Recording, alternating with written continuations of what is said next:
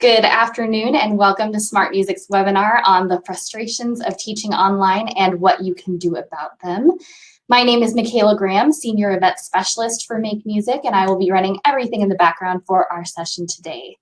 Before we get started, I would like to give you just a couple of housekeeping notes. If you have any questions for our presenter throughout the session, please feel free to drop it in the chat box. We may have time for a Q&A at the end of the session, but if you could toss those questions in the chat box while the presentation is happening, that would be super helpful. And at the very end of the session, we will share a link to the certificate of attendance for this webinar. Please note the certificate of attendance will only be available for live attendees and not for the replay. Without further ado, I would like to introduce our presenter today. An experienced K-8 music educator, Elisa Janson Jones specializes in helping music educators build, manage, and grow thriving school music programs and have long and happy careers. Elisa holds a Bachelor of Music, a Master of Business Administration, and is pursuing a Doctorate of Education in Instructional Design.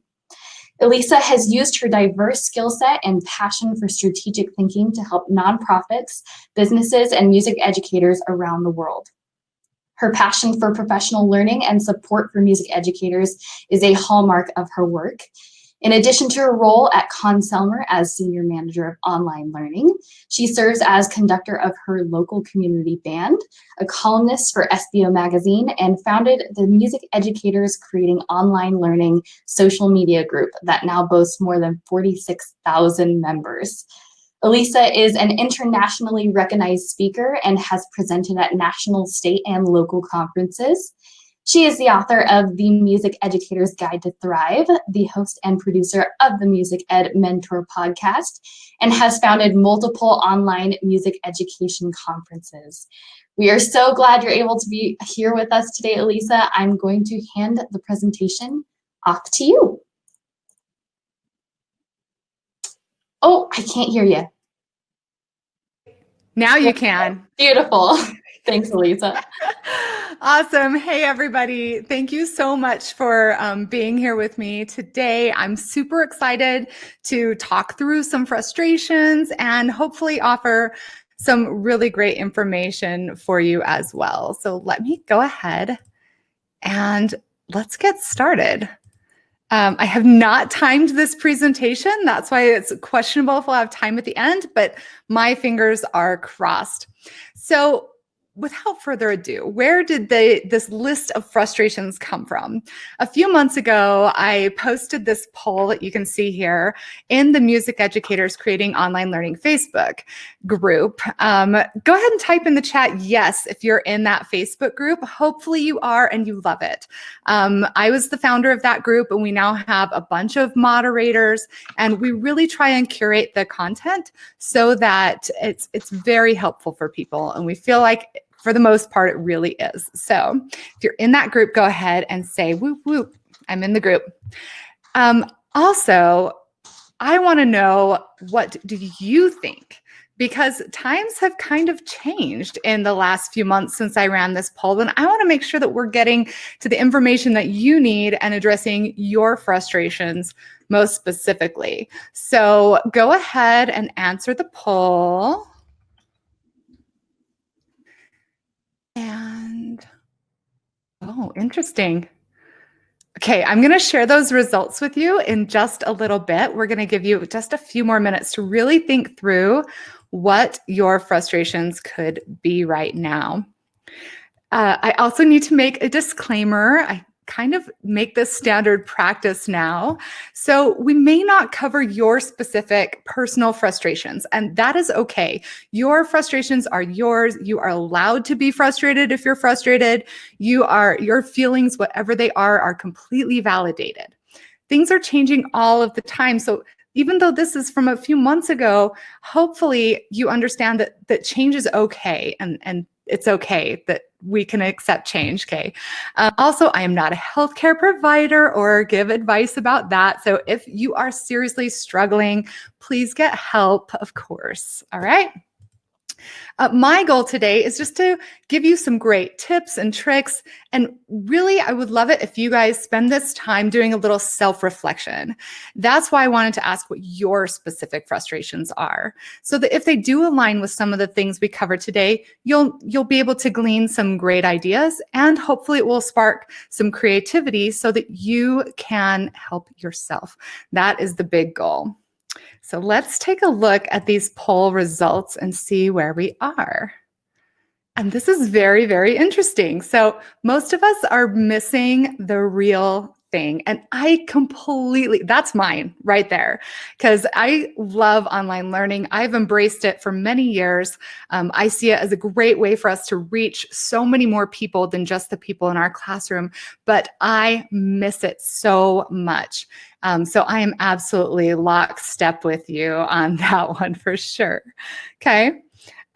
So let's talk about this first one, that we're missing the real thing. And this was number 5 in the poll those couple of months ago when we did this, but now it's number 1. And I think that really tells us something about where we are in this old world. So I don't just want to look at these frustrations as, I want to see them as symptoms, and then we can go a little bit deeper and see what is the actual root cause of that. So what could this possibly be about for you specifically? Are you more frustrated possibly with the fact that it's changed, that it's different from what you did last year? Are you outside of your comfort zone? Do you have different expectations? Did you expect to see your students more? Did you expect to have more guidance? Did you have these expectations? And could it have to do with your teaching philosophy? So I use this picture. This is actually a picture of me. This is a fat bike, and it is a mountain bike, but it is different from the mountain bike that I'm going to go ahead and ride after this is over, okay? Some people might say that this is not a mountain bike. This is not the real thing because it's riding on snow. It's got these big fat tires. It doesn't like the tires or the suspension. It feels very different. So what I'd have to do is say, well, no, this isn't the same thing, but that doesn't make it any less real than the real thing, okay? Let's talk about some of these specific things. If you're feeling like you're really struggling with the change, and that's where this frustration is coming from, it might help to just embrace it. Just accept that change is not bad. Change is good. And ideally, the changes that we're facing right now are going to help us come out the other side really positively. Change what you can. Stay focused on the positive. If you're outside of your comfort zone, just breathe. If you recognize, like, I'm in a bad place right now, take a breath and see what you can do about it. Okay? Have a growth mindset. Know that you can change and the situation can change.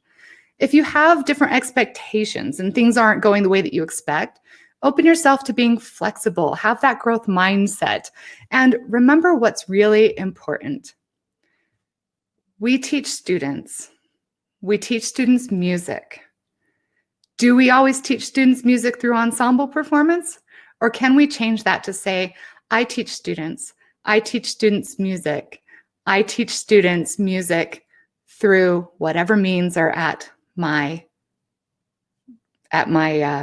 abilities, at my door, help me out here, you guys, whatever means are at my place. Most of all, and I really did sit down and think through this one because this is the frustration for me too. I really miss being in that ensemble setting. I've been doing Zoom rehearsals with my band and they're super fun. But disposal, thank you guys. All the things that are at my disposal. Oh, big love, you all. Okay, so most of all, there needs to be a feeling of hope that we're going to get through this, that we're going to get back together, that I won't be doing Zoom rehearsals forever and ever and ever. So have some hope and know that we're going to get through this. We're going to come out the other side. So let's take a look at number 4, which is lack of preparation. And this is something that so many, and thank you, Franklin's like laughing at me. Please laugh at me. This was a very common thing when the shutdown suddenly hit and we didn't feel prepared, we were thrown into a situation where we just didn't know where we were going to go or what we were supposed to do. And hopefully you have evolved beyond that it's been long enough now that you've come up with additional ideas and you're feeling a lot more prepared for what is about to happen. So my tips for you on this one are ask for help. Just don't be afraid to ask for help.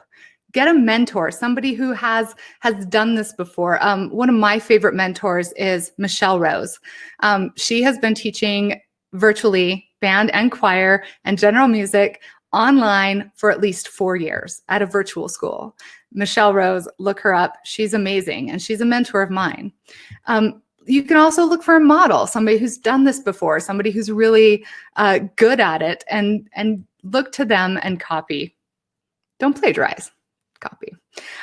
Stay organized. This is a great way to feel more prepared. I know my biggest tip when it comes to organization, in fact, I get asked a lot, like, how do you do all the things that you do? My number one tip for you is to prepare your day or plan your day the night before. So just sit down, take 10 minutes at night before you go to sleep and write down everything that you need to do the next day. You will sleep better, you'll feel more prepared, and you'll have a good expectation of what you're going to have to do. And most of all, and forgive my face for being in the way of this one, keep it simple. Keep it simple. And that's going to help you feel more prepared as well. And collaborate. I had a session that I did again in the summertime. So before everybody was going back to school, and I know some of you are still, maybe in between or not sure about what your school situation is going to look like. But Jessica Peresta and I had a webinar. We took about 2 hours with about 400 music teachers, and we walked through step by step what every situation could look like when we did start school. And we did that to help us feel more prepared. So I'm going to go ahead and take down that poll and put up, we created this collaborative document that has columns for like elementary school. What does it look like if we're hybrid? What does it look like if we're entirely online? What does it look like if we're in person with restrictions? What does it look like in all these situations for elementary school? And then we said, what does that look like for middle school? What does that look like for high school? So you can go ahead and grab this planning for post-pandemic music teaching and use it. Use that information that's come from your other teachers. I also, again, recommend my Facebook group. It's a wonderful place to ask questions, very supportive. So definitely advocate for that. So frustration number 3 is not being able to connect with students. I should probably tell you, I have 3 teenage children of my own. Yes, they are all back into school in person. They're wearing masks, they're social distancing, they're doing all the cleaning and stuff. And I am glad that they're back. It's terrifying as a parent to think that someday they could come walking in the door and, have this disease that could spread to us. But I appreciate that they're there and able to connect. That being said, my daughter's best friend does not go to in-person school. She's entirely online, and they're still best friends. And they're still best friends because they've learned how to communicate online. So we're used to seeing them every day. We're used to reading their attitudes when we see them in person. We can't see them in the hallway or catch them during lunch. Those were my favorite things as a teacher, when they would come in and hang out in the band room during lunch, right? Or I'd get to give them high fives in the hallway at school, or hug the little kindergartners. I miss that so much. It's tough that you can't see them, but connect where you can. There's a reason why my daughter is still friends with all of her friend group. It's because they are communicating online, and communication doesn't have to stop just because we aren't in person. So take advantage of connecting where you can. They are used to this. They are used to it. Create student-centered learning. That, more than anything, is going to help them connect with your pedagogy, with the fun activities that you're doing. Get them to come out. In fact, side note here, one of the other recent posts in the Facebook group was, we asked, what are the benefits that you're seeing with online learning? And so many people said that those shy kids, those kids that they couldn't connect with in person, they are connecting with online. They're opening up because it's a safer feeling environment to some of those students. So embrace and have joy and positivity in the people that you can connect with, okay? And back when we originally did this a couple of months ago, it really came down to if the parents of the students aren't supportive of them connecting, that can be particularly challenging. But those are things that, again, we don't have control over. We can control being joyful in the students that we can connect with. So embrace that and do what we can otherwise, okay? So for connecting with students, what works for you? And sorry, I borrowed this slide from another presentation I did for Texas Bandmasters. They're amazing, in case you're wondering what that little logo is in the corner. So for connecting with students, text messages, Zoom, Google Meets, Teams, email, whatever your school happens to provide for you, that is where you can go. So in fact, Franklin says in the chat, yeah, some of my more introverted students have thrived in this environment, actually. Yeah, I get asked all the time if in a webinar like this where I can't see you, you can see me, but I can't see you, if people are still active. And absolutely they are, because we're still interacting live, okay? I can imagine your cute, beautiful faces. All right, frustration number 2. Do you see what we're counting down? Okay. Creating meaningful activities has been challenging and could be frustrating depending on what age group. For the older students who were used to having in ensembles, how do you create a lot of that great interactive, really meaningful learning? And we've talked a lot about, well, instead of trying to recreate, it really does come down to what can you create? Can you do small ensembles? Can you do, video duets with people? Thank goodness for smart music, right? That they are creating an online learning environment that creates meaningful activities, that helps support the meaningful activities that you do create. We're used to doing things in person, and we can't do what we're used to. So here's my tips for creating, and I could go on for an hour and a half with creating just great learning, but keep it fun and the meaningful will come. Keep it fun and the meaning will come because they'll be in a good mood, they'll want to do it. So think about all the different ways that students learn instead of just holding the instrument in their hands or instead of just singing. But in addition to it, by watching videos, by reading, by playing games, by writing. My daughter, who's a senior in high school, she's this amazing musician. And I totally blame it on the fact that between when she was born until she was about 3, I played baby Einsteins in the house all the freaking time, okay? So embrace the fact that they have learned in all these different ways. All right. I'm going to take off my little presenter hat and now put on my Doctorate of Education hat.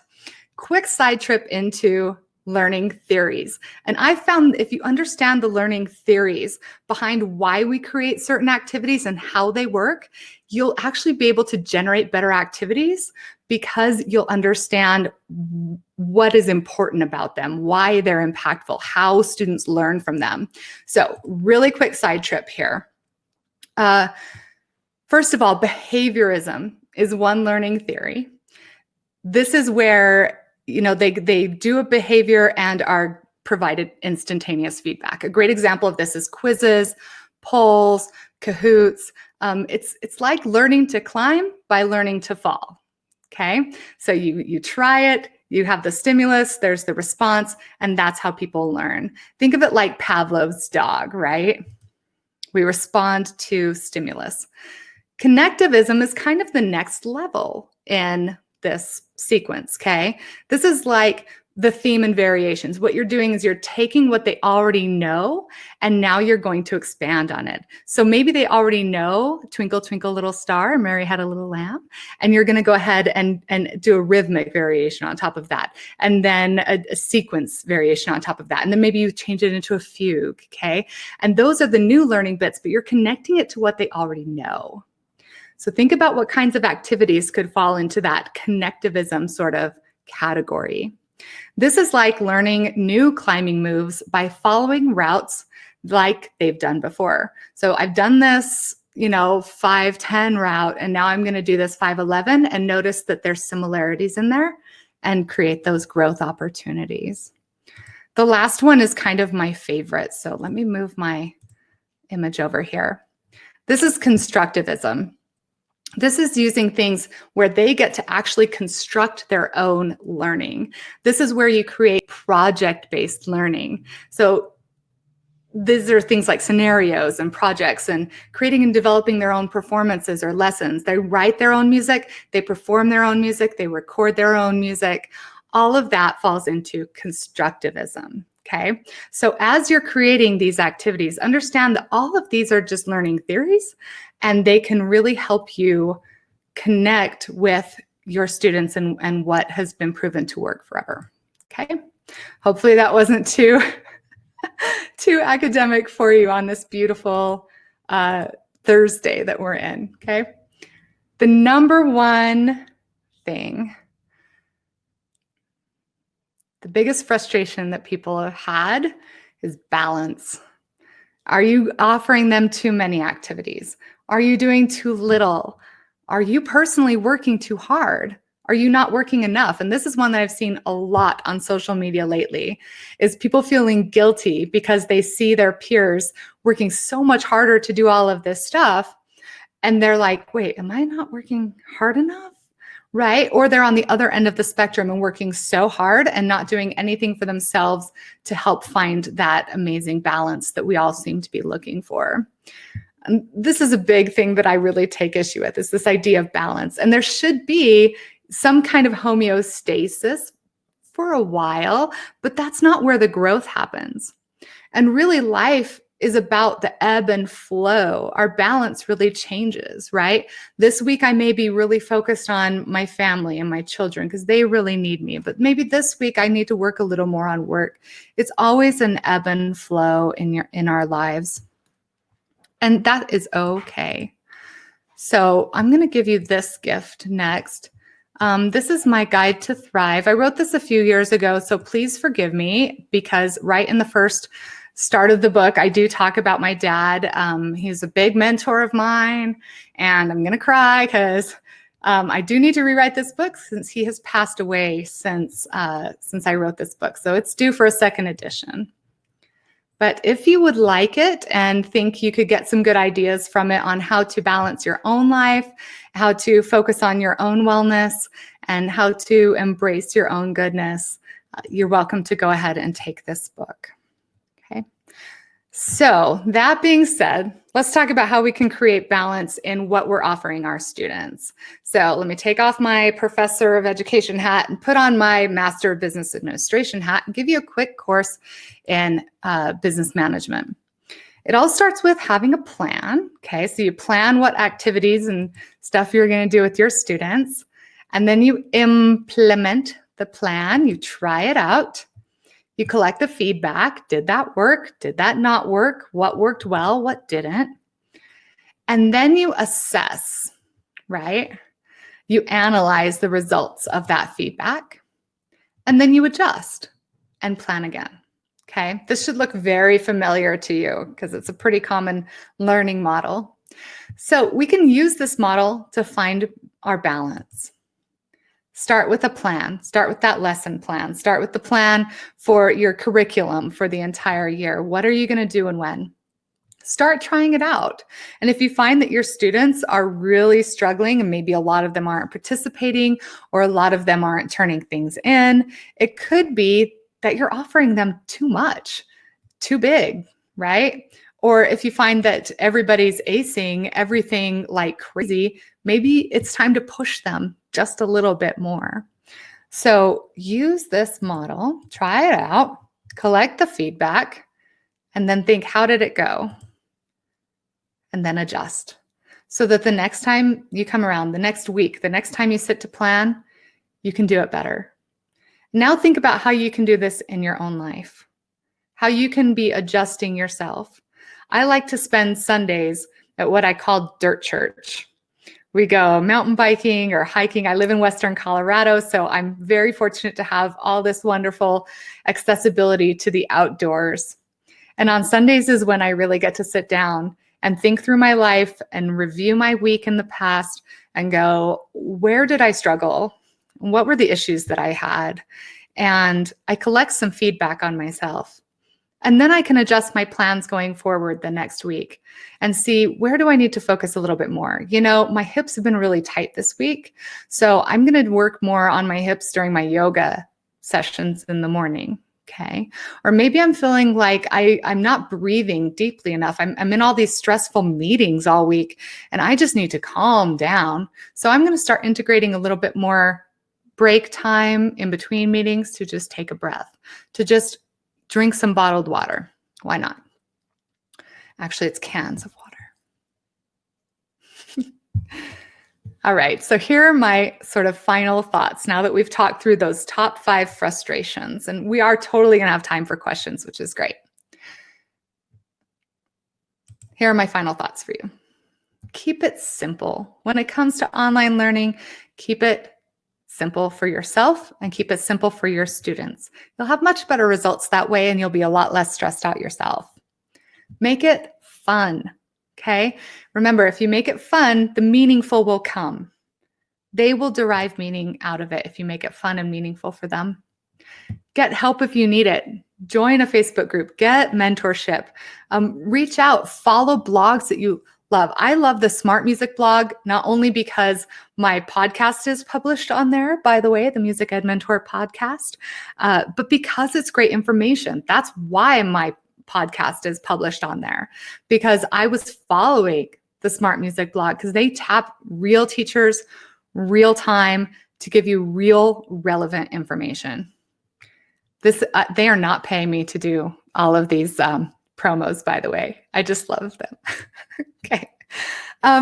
Relax and remember what matters most. Think for yourself. Remember when I said at the beginning, like, I want you to be doing some self-assessment through this whole thing, okay? So think for yourself right now. What is most important to you? Is it connecting with the students? Is it that you need to feel more balanced? Is it the most meaningful thing that you're helping those students to learn and grow? Are you trying to give them the wonderful music experience? Is that what your deep meaning is? Okay. And as long as you keep a focus on what matters most, you're going to feel like you're progressing. And remember, most of all, you absolutely have this. We're going to get through this. Things are going to change. They're going to constantly be changing. And we can affect the things that we can affect, and we can embrace the things that we can't.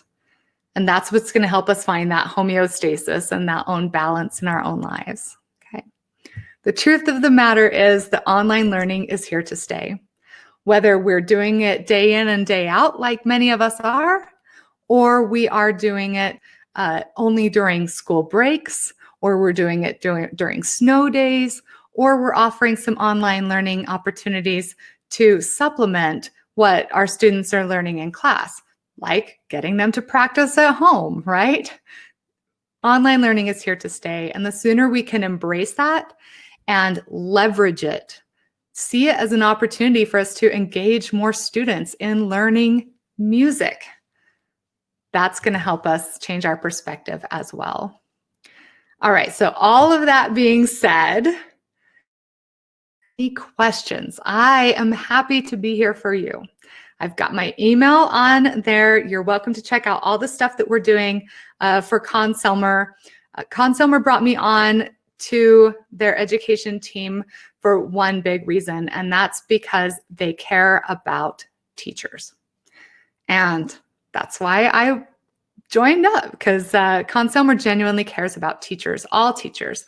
Even though they're primarily an instrument manufacturer, we're now creating all of these great online learning opportunities for you as well. So please check out education.con-selmer.com to see what else that we are doing. Go ahead and write down my email address if you have any questions.